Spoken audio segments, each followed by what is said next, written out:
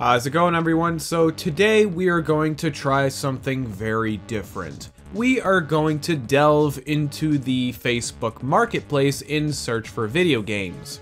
Now, I'm personally not going to buy anything off the marketplace. The entire purpose of this video is to look at some of these listings and discuss whether they are good deals or horrible deals. This idea came from a YouTuber by the name of WarlockGuy42 who had made this suggestion on my horrible garage sale experience video, so thank you very much for that. So for this first edition of a series I don't yet have a name for, we are going to do a search for PlayStation games. Why PlayStation? Well, the simple answer to that is because I know more about PlayStation stuff than anything else, so I feel more, I guess, comfortable saying something is a good or bad deal versus, say, GameCube or Sega Genesis, where honestly, I'm not all that super familiar with them. Hopefully that made perfect sense. Anyway, let's see what's going on here. Oh, okay, so this is something I come across all the time. Sellers will put free on their price to attract people so that they click on their listing. 99.9% of the time, whatever it is that they are trying to sell is not free. In this case, the person says, "Do not attempt to send me lowball offers because I will ignore them." You see, the problem for me is that if I don't know what you want for everything, I'm going to throw a somewhat lowball price, which honestly is what most people should do if they are looking to get a good deal. Start your offer out on the low end and then work your way up to a price that makes sense. Well, hey, I mean, if you want a PlayStation, $3 is as good of a deal as you're gonna get. This one does interest me a little bit simply because he claims that he's trying to get rid of it all. That, to me, means he is willing to work a little on the price, which is great. $97 for everything ain't bad, despite there being a lot of sports games, but he does have some Call of Duty titles, Grand Theft Auto, Skate 2, Battlefield, and a few wrestling games. Here's another pretty good PS3 deal. $65 and it comes with 6 games and the cords. 250 gigs is plenty of room to work with, unless you are the type who likes to download a lot of games through the PlayStation Store. If that's the case, then you might want to upgrade the hard drive to a terabyte, which is really easy to do on a Slim. PlayStation games, rare.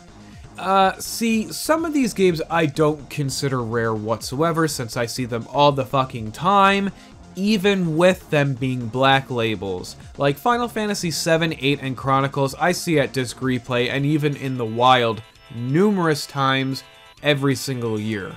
Now, having said that, I have never once seen a Symphony of the Night or a Final Fantasy Tactics in the wild that wasn't the greatest hits edition.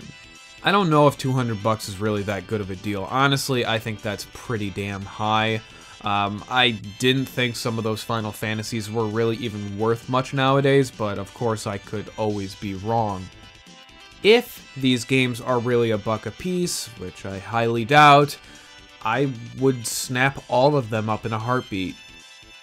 Wow, okay, so this guy has a 500 gig PS3 with 44 games, and he wants $270 for it all. He's got a lot of really good games here, but I can't stand those Afterglow headsets, and 2 of the 4 controllers he claimed don't work all that well. It's actually not that bad of a deal if someone is just now getting into a PS3.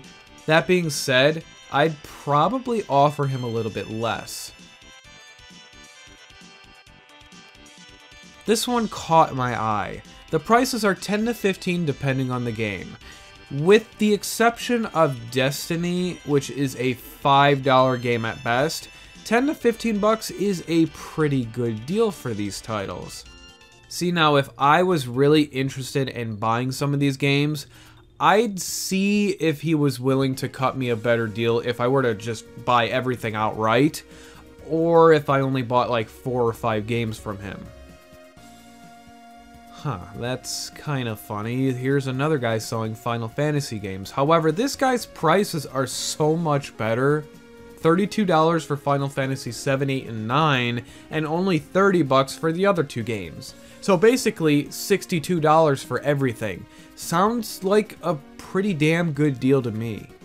Let's see, here's a PS2 bundle with more than 50 games, 2 guitars, mats, and 3 controllers.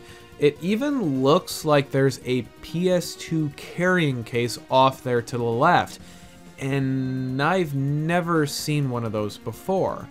They only took one picture though, and it barely shows any of the games. Here's the worst deal so far. $75 for a bunch of extremely common PS2 games.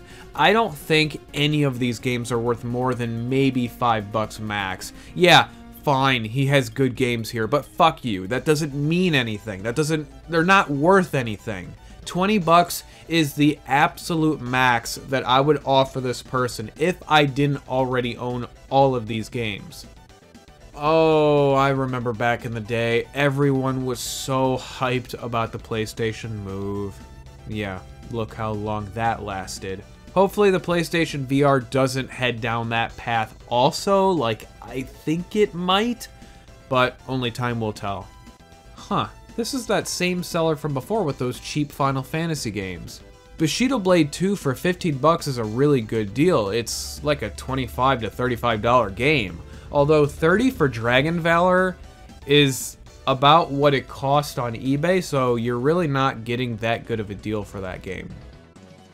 This one's pretty damn good though. $5 a piece or 3 for $12 on the PS4 games. Shit, for that cheap, I'd ask if she would take 20 for all.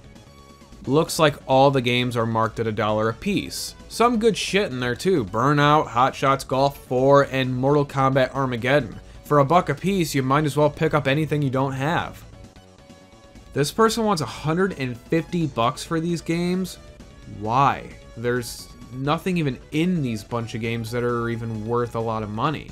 Maybe $75 for everything, but where are you coming up with $150? That's just such a random number. Each of the games are $5 a pop. PS1 games have already been taken though.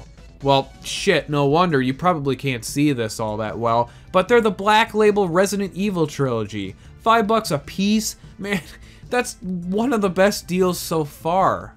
The rest of the games he has aren't bad, but $5 is about what you're gonna pay at the store.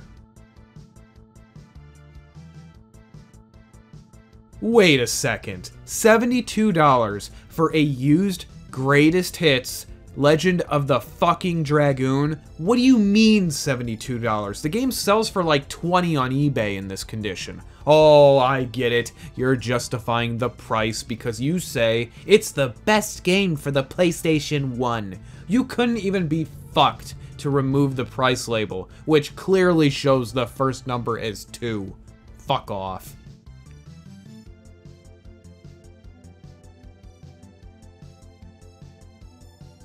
$200 for a PS2 and a PS1 with some games.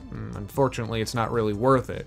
Yeah, okay, there's Ready to Rumble and Metal Gear Solid, but even with those 2 games and the others that are included, they don't add up to being worth $200. Shit, I wouldn't even want to pay $100 for all this.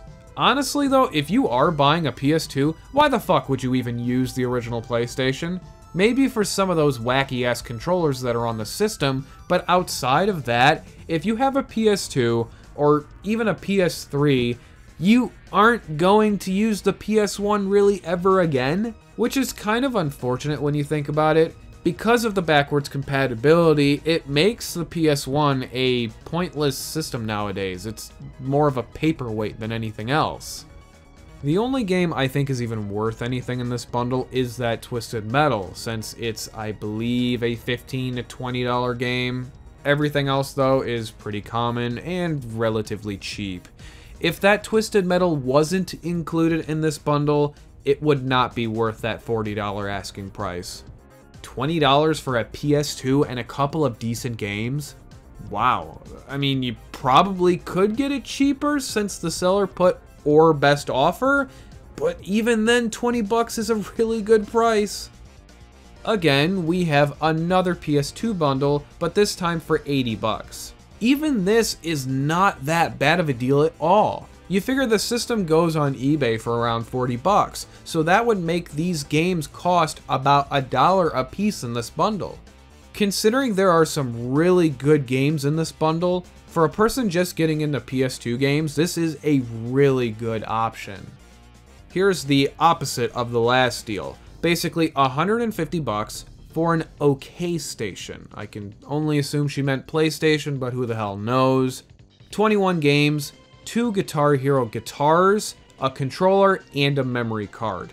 If the games included were rare or just expensive in general, then okay, whatever. But no, it's just a lot of common shit you can find at any secondhand shop for under $5 a piece. There's a couple more valuable titles in there, like that Black Label copy of Black and Burnout 3, but even then this bundle is like $80 too much.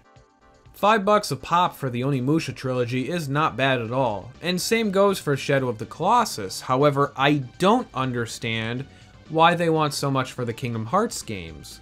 Unless they went up in price recently due to Kingdom Hearts 3, but I don't know since I've never been a fan of the Kingdom Hearts games. I know I'm about to be butchered for saying that, but fuck it, I don't care. PS4 games, 30 to 40 a piece. Where do I begin with this one?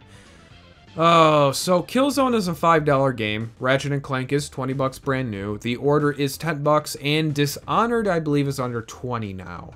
The other games I'm not entirely sure of, but either way, I can't fucking believe this guy wants someone to pay 30 or 40 bucks for his $5 copy of Killzone. I don't know if I like this, or think it's one of the ugliest things I've ever seen. What do you guys think?